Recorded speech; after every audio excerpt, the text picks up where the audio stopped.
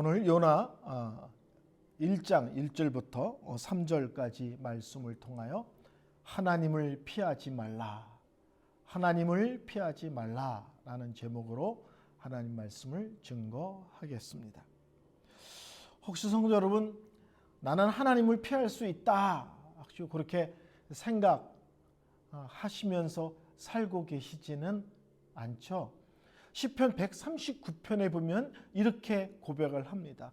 우리 하나님은 내가 바다 끝, 땅 끝에 갈지라도 그곳에도 계시는 하나님이시다. 내가 바다 끝에 갈지라도, 내가 땅 끝까지 갈지라도 놀랍게도 그곳에도 계신 분이 하나님이시다. 이렇게 고백을 합니다. 근데 문제는 우리는 가끔 우리가 하나님을 피할 수 있다라는 어리석고 미련한 생각을 하곤 합니다. 자, 오늘 성경 보면 하나님께서 요나를 부르셨습니다. 너는 일어나 저 큰 성읍 니느웨로 가서 그것을 향하여 외치라. 그 악독이 내 앞에 상달되었음이니라. 하나님께서 요나에게 말씀하십니다. 너는 일어나 저 큰 성읍 니느웨로 가서 그들을 향하여 외치라. 이렇게 명령하셨습니다. 그러면 그 다음 말씀은 뭐가 나와야 아름답고 또 멋있고 근사할까요?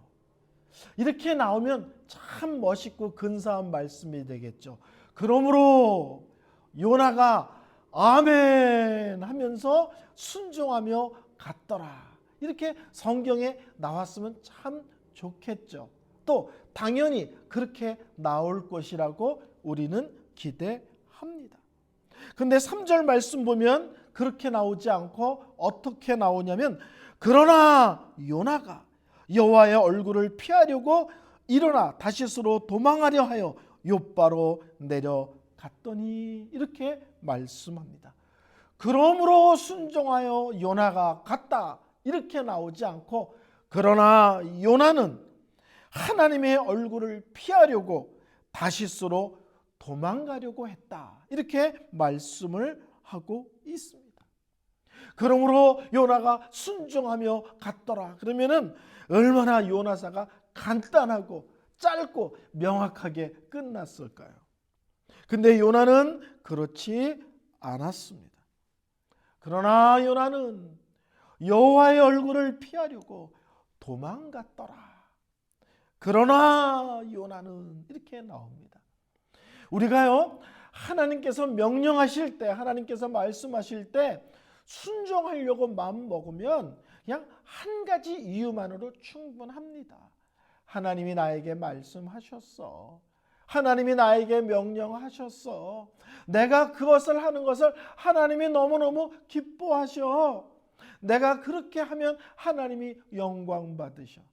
순종할 때는 많은 이유가 필요하지 않습니다. 그냥 한 가지 이유로 충분합니다.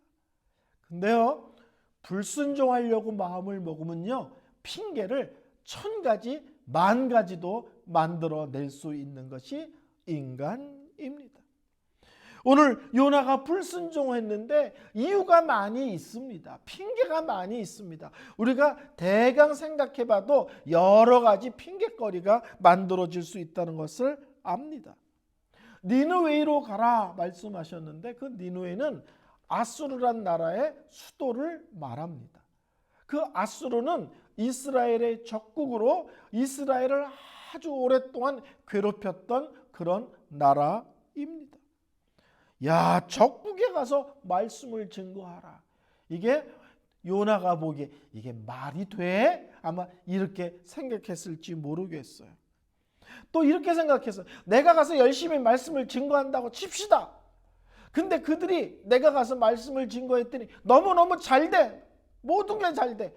그러면 이스라엘의 적국이 너무너무 잘 되면 그 이스라엘한테는 불리한 거 아닙니까? 화가 되는 거 아닙니까? 또 이런 생각도 요나가 했을 수 있습니다. 요나는 또 이런 생각을 했을 수도 있어요. 자기가 거기서 사역을 잘 마치고 돌아오면 이스라엘 사람들이 매국노 요나, 그러면서 요나에게 손가락질을 하고 욕을 하고 요나를 막 밀어내려고 했을지도 모르겠어요.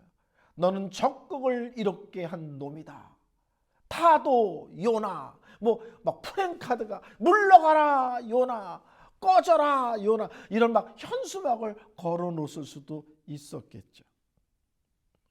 또 이스라엘 사람인 요나의 입장에서는 이런 생각도 할 수 있었을 거예요. 이스라엘 사람들은 이방 사람들을 사람 취급을 하지 않잖아요. 그래서 표현하기를 개 같은 이방인들을 개와 비교해서 얘기하곤 했거든요. 많은 선지자들이 하나님의 택하신 백성 이스라엘을 위해서 사역하라고 그러는데 왜 나만 개 같은 이방인을 위해서 사역하라고 하시는가? 이 부르심은 A급 부르심이 아니라 혹시 B급 부르심은 아닌가? 다른 선지자들은 A급 선지자고 이방인을 향하여 부르심 받고 선교하러 가는 나는 혹시 B급 사역자는 아닌가? 뭐 이런 생각을 했을 수도 있었을 것이라 생각되어집니다. 어쨌든 요나는 불순종하기로 결심합니다. 이때부터 놀라운 일이 벌어집니다. 불순종하는 인생의 특징이 불순종하기로 결심한 요나의 삶에 다양하게 나타납니다. 불순종하는 인생의 첫 번째 특징이 뭐냐면요, 내려가는 인생이에요. 내려가는 인생. 오늘 3절에 보면은 욥바로 내려갔더라. 근데 5절에 보면 배 밑으로 내려갔더라. 배 밑으로 내려간다면 어떻게 돼요? 바닷속으로 던져지죠. 그 다음에는 물고기 뱃속으로 들어갑니다. 믿음의 삶은 이렇게 표현할 수 있어요. 올라가 올라가 독수리같이, 이렇게 표현할 수 있습니다. 불순종하는 인생은요, 내려가 내려가 밑바닥까지, 이렇게 표현할 수가 있습니다. 태양을 등진 인생은 항상 인생의 어두운 그림자가 앞서가고 그 어둠이 짙게 되어 있습니다. 그림자가 내 앞에 길게 그리고 짙게 그려졌을 때 내가 소리친다고 그 그림자가 사라질까요? 내가 막 앞으로 달려가면 그림자를 내가 따라서 앞서갈 수 있을까요? 아니요. 태양을 등지면 어떤 열심, 어떤 몸부림을 쳐도 항상 인생의 어두운 그림자가 나보다 한 발 앞서갑니다. 이 그림자를 이길 수 있는 방법은 오직 하나예요. 태양을 바라보고 쓰면 됩니다. 태양을 바라보고 쓰면 그림자는 뒤로 가! 막 이렇게 소리 지르지 않아도, 다름질해서 그림자를 이기려고 하지 않아도 태양을 바라보고 있으면 그림자가 알아서 뒤에 가서 탁 붙습니다. 하나님을 등진 인생, 하나님께 불순종하는 인생은 아무리 수고하고 애를 써도 어두운 인생 그림자를 항상 나보다 한 걸음 앞서가게 하는 인생입니다. 그러나 하나님을 바라보는 인생은 남들이 보기에는 부족한 것이 많고 연약한 것이 많아 보일지라도 하나님께서 그 인생의 어두운 그림자를 앞에서 뒤로 옮겨주시는 인생입니다. 불순종하는 인생은요, 잘 되는 것 같은데 내려갑니다. 불순종한 인생은 잘 되는 것 같이 보이는데 결국은 내려갑니다. 불순종한 인생은 잘 될 것만 같은데 결국은 내려가는 인생입니다. 성도 여러분, 요셉 잘 아시죠? 요셉이 참 믿음의 사람입니다. 근데 인생이 안 풀려요. 안 풀려도 너무너무 안 풀려요. 안 풀리고 안 되고 계속 안 됩니다. 근데 어느 날 눈을 떠봤더니 그 안 되고 안 되고 안 되고 안 풀리고 안 풀리고 안 풀리고 꼬이고 했던 인생이 나중에 알고 봤더니 애굽의 국무총리가 되는 그 모든 것이 지름길이었다는 것이 드러납니다. 순종의 사람은 안 되는 것 같은데, 꼬이는 것 같은데, 이것도 막히고 저것도 막히는 것 같은데, 어느 날 정신 차려보면 하나님께서 기뻐하시는, 하나님이 복 주시는 자리에 내가 와 있다는 것을 깜짝 놀라는 그런 일들이 벌어집니다. 불순종하는 인생의 첫 번째 특징, 내려가고 내려가고 내려가는 인생입니다. 두 번째, 불순종하는 인생의 특징은 낭비하는 인생입니다. 오늘 성경에 보면 뱃삭을 줬대요. 뱃삭을 주고 배에 올라탔지만 요나는 목적지에 도착하지 못합니다. 값비싼 대가를 지불하지만 목적지에 도달하지 못하는 인생. 값비싼 대가를 지불하지만 나의 뜻, 나의 계획이 다 어그러지는 인생이 불순종하는 인생입니다. 이런 불순종하는 인생은요, 자기만 인생이 망치는 것이 아니라 자기 주위에 있는 사람, 자기와 함께하는 사람의 인생까지도 망하게 하고 힘들게 하고 괴롭게 하는 것이 되어집니다. 오늘 성경에 보면 이 요나의 불순종 때문에 요나만 힘들어진 것이 아니라 요나와 함께 배에 탄 모든 사람들이 인생의 위기를 맞게 됩니다. 출애굽기 2장 9절에 보면 이런 말씀이 나옵니다. 내가 싹을 주리라. 내가 싹을 주리라. 다른 말로 하면 내가 값을 지불하리라. 이런 말이 나옵니다. 성도 여러분, 자기 아들을 키우는데요, 월급을 받는 사람이 있습니다. 그런 사람 보셨어요? 친엄마예요. 자기 아들을 키우는데 월급을 받아. 월급 정도가 아니라 의료보험도 된대요. 연금도 나온대. 직업이 뭡니까 했더니 공무원이래. 공무원도 종류가 많죠. 어디에 근무하십니까 했더니 애굽의 왕궁에 근무한대요. 눈치채셨어요? 그 사람의 이름이 뭘까요? 모세의 엄마 요게벳입니다. 믿음의 사람, 모세의 엄마 요게벳이요, 자기 아들을 키우는데 애굽에서 월급도 받고 의료보험도 되고 국민연금도 되고 왕국의 공무원으로서 떳떳하게 직업을 갖고 자기 아들을 키웁니다. 너무너무 재미있는 것은, 그리고 너무너무 놀라운 것은 모세와 애굽 바로는 결국은 원수지간이잖아요. 근데 원수의 안방에서 원수의 돈으로 원수의 군인들이 철저히 지키고 보호하는 가운데서 모세가 자라납니다. 참 놀랍죠. 제가 좋아하는 말이 있습니다. 하나님께서 계획하시면 하나님이 계산하십니다.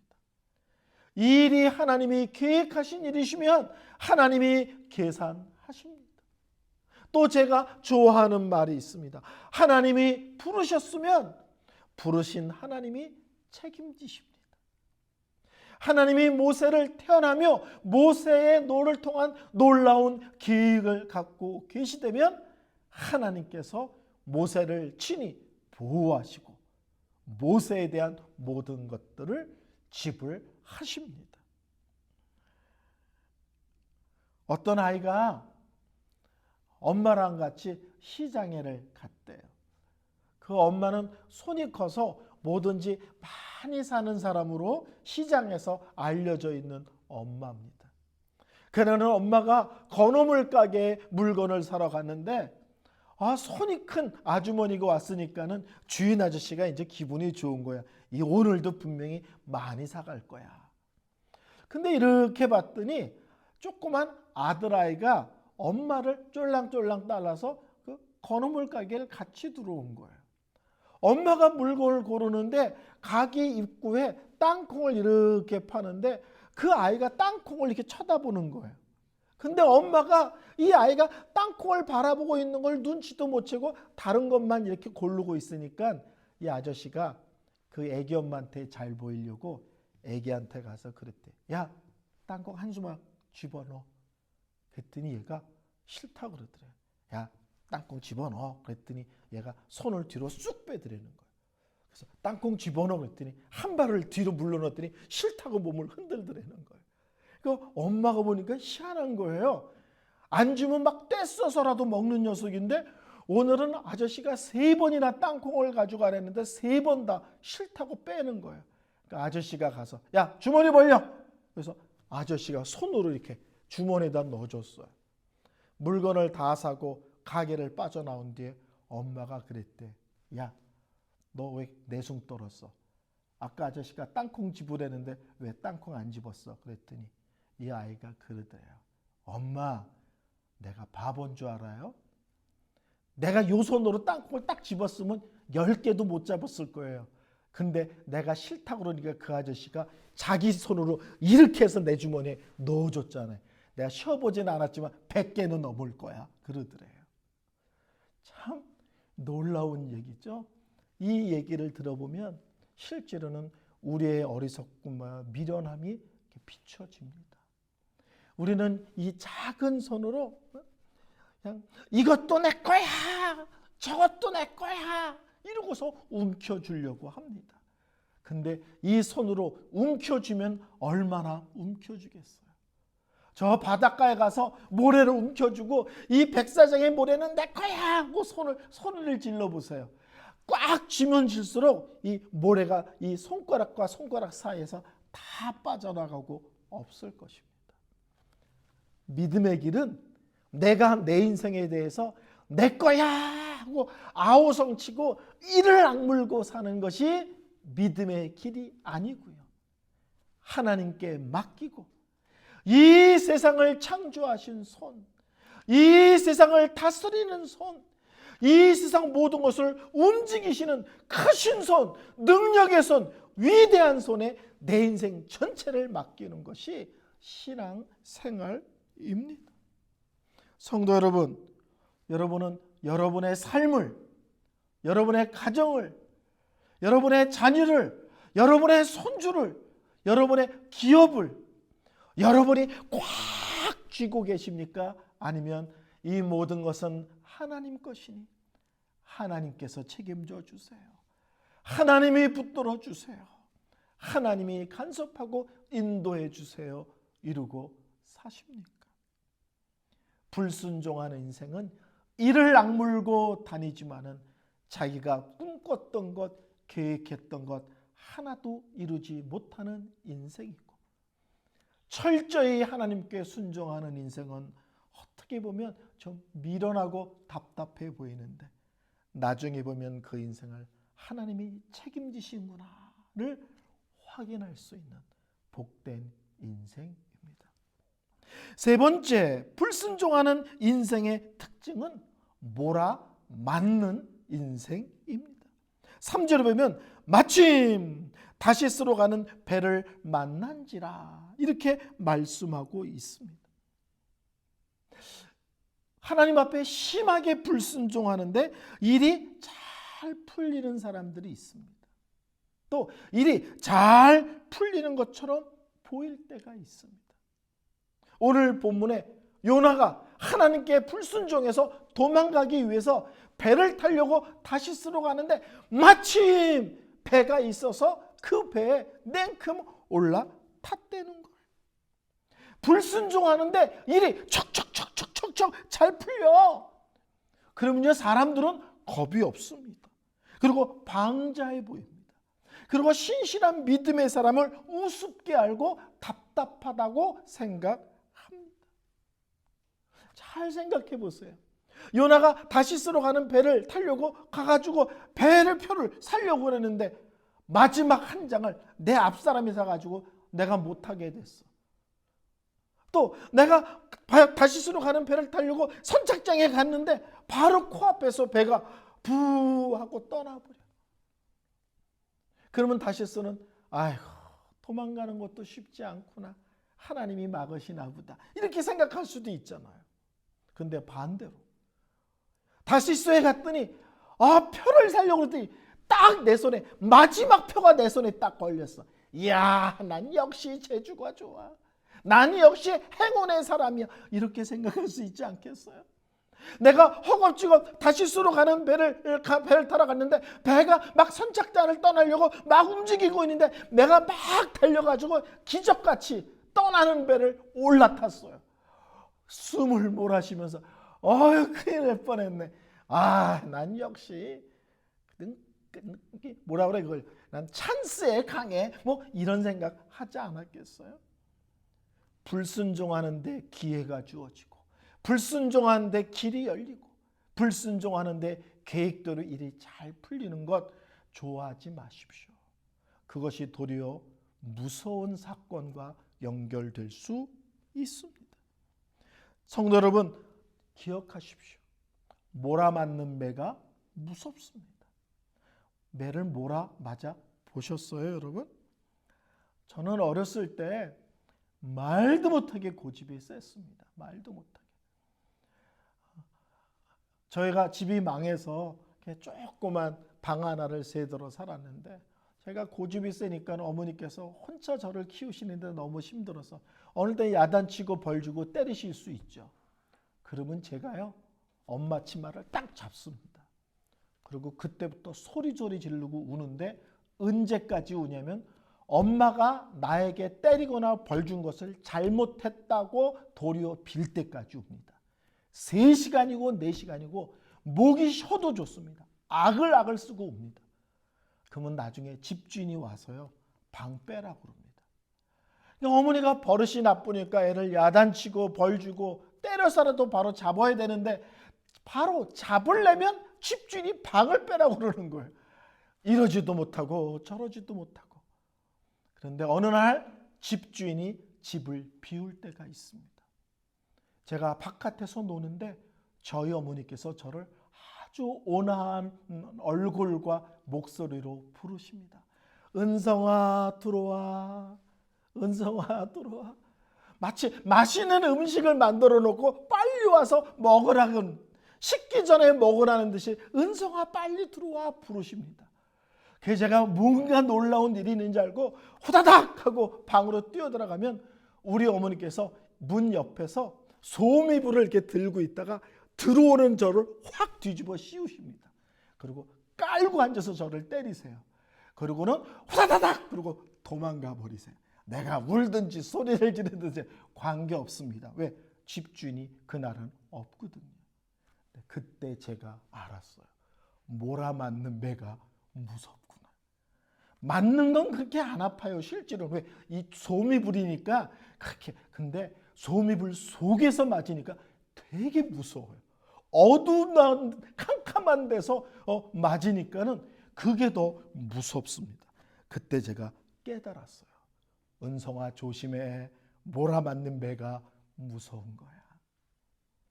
성도 여러분, 예배를 귀하고 중요하게 여기지 않는데도 잘 풀리십니까? 기도하지 않는데도 잘 풀리십니까? 성경을 가까이 두고 그 말씀을 읽고 묵상하고 그 말씀을 내 마음에 새기는 일에 게으른데도 잘 풀리십니까?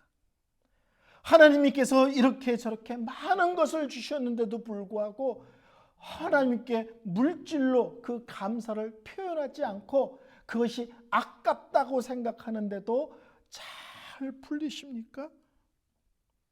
모든 일이 계획한 대로 척척척척 풀리십니까? 조심하십시오. 몰아맞을 수도 있습니다. 하나님께서 더 참으면 안 되겠다, 더 내버려 두면 큰일 나겠다라고 하는 그때에 하나님께서 어느 날 나에게 두렵고 무서운 모습으로 다가오셔서 나의 잘못된 것을 세게, 강하게, 무섭게 바로잡을 수도 있기 때문에 그렇습니다. 마침 다시스로 가는 배를 올라탔는데 그 배는 어떤 배입니까? 그 요나를 바닷속으로 집어 던지는 그런 배였다는 사실을 기억하셔야 됩니다. 설교를 결론 내리겠습니다. 이 시대는 하나님을 가볍게 생각합니다. 하나님을 두려워하지 않습니다. 하나님이 지금 참고 계신 것을 모르고 이렇게 적당히 대강 내 식으로 살아도 괜찮은 것처럼 착각하고 오해할 수가 있습니다. 성도 여러분, 하나님을 피하지 마십시오. 하나님께 순종하는 것을 부담스럽다고 짐이라고 생각하지 마십시오. 하나님 앞에 바로 항복하며 사십시오. 그러면 인생이 행복해집니다. 하나님께 바로 항복하는 인생, 하나님 앞에 항복하는 인생은 하나님 앞에 행복한 인생이 됩니다. 우리 몬트레이 사랑의 교회에 속한 모든 성도들은 순종의 성도, 하나님이 나에게 원하시는 것을 향하여 아멘하고 두 손 들고 항복하고 나가 하나님이 허락하시는 복과 아름다움을 맛보고 누리는 귀한 성도님들 되시기를